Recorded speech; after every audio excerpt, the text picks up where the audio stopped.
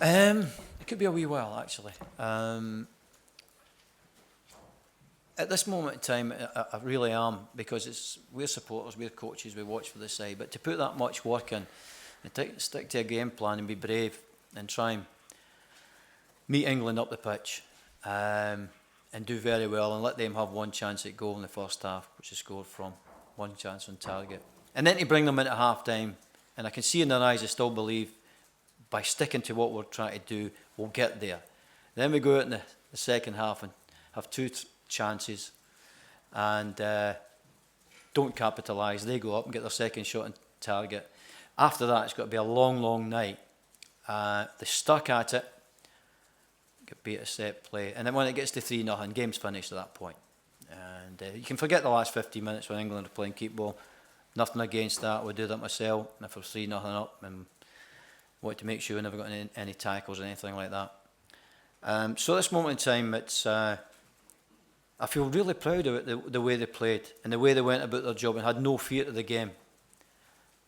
At the same time, I feel really, really hurt that they had to go through that last 15 minutes after putting so much in it and believing what we're trying to do. So I've told them to go away.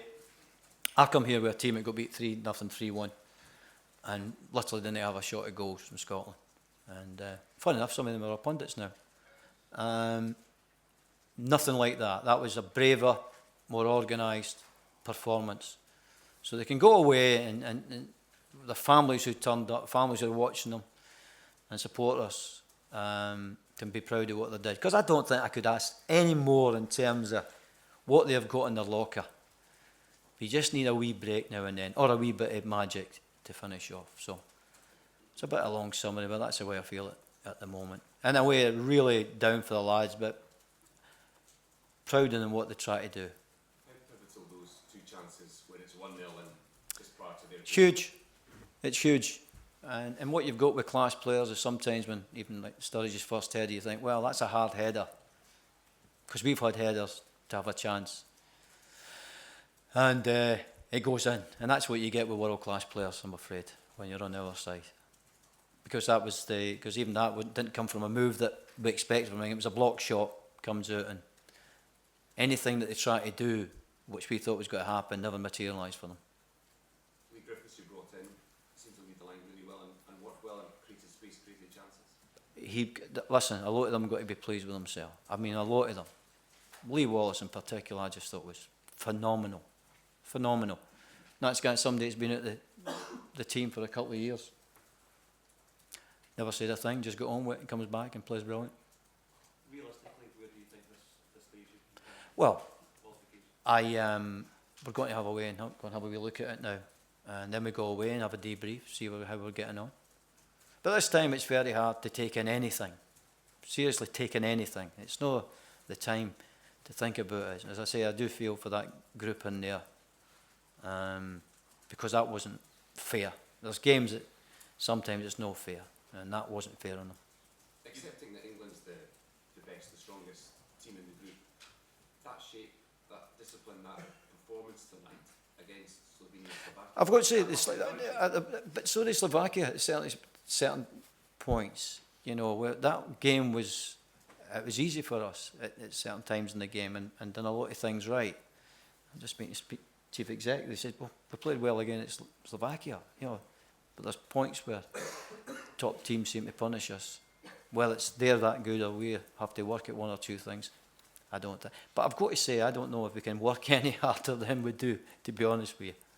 In terms of playing and training and doing coaching. Do you think your optimistic outlook is reflected by what the SFA look at when they're assessing you and the form of the team and the chance to make in the World Cup? I don't know. I think, as I said, that was Stuart Regan says we can't believe that it's 3-0 in Slovakia and 3-0 in England. You can't believe that. But I think what you're referring to, then I think you've got the wrong man. Because if anybody thinks at this moment in time I'm thinking about myself, you're wrong.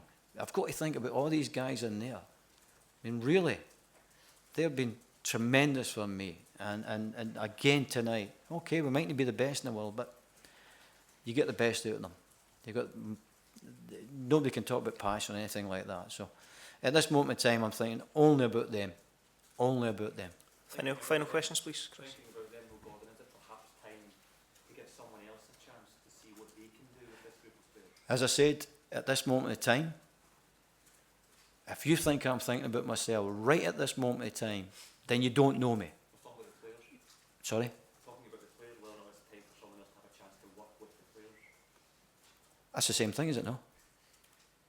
Just asking if you think there's an argument to say that someone else... Well, I've just said to you, if you think I'm thinking about that at this time, you don't know me. You absolutely don't know me. If you think I'm sitting here worried about myself or how I feel, you're wrong, completely wrong. You think I come in here and think about myself when all these guys have been through that, all their families travelled down here and supporters travelled down here, and you actually think I'm thinking about myself? Will there come a time where you will think about it? Yeah, probably when I'm just about to die. I'll think, how'd you get on, Gordon? No bad life. You know, apart from that. No. But at this no, at the moment in time, as I said to you, even the questions just now, it's absolutely nothing to do with me. And what I've got to think about is everybody in that dressing room. How we send them back to their clubs, that they're not down, they shouldn't be down. I've got to send them back feeling they've given it their best shot. So they go to their clubs and continue their good work. Okay. Flipping it round, Gordon, Final one, Chris. if you Sorry, see Chris. the effort that they put in, the commitment they gave you as well as the fans, Yeah.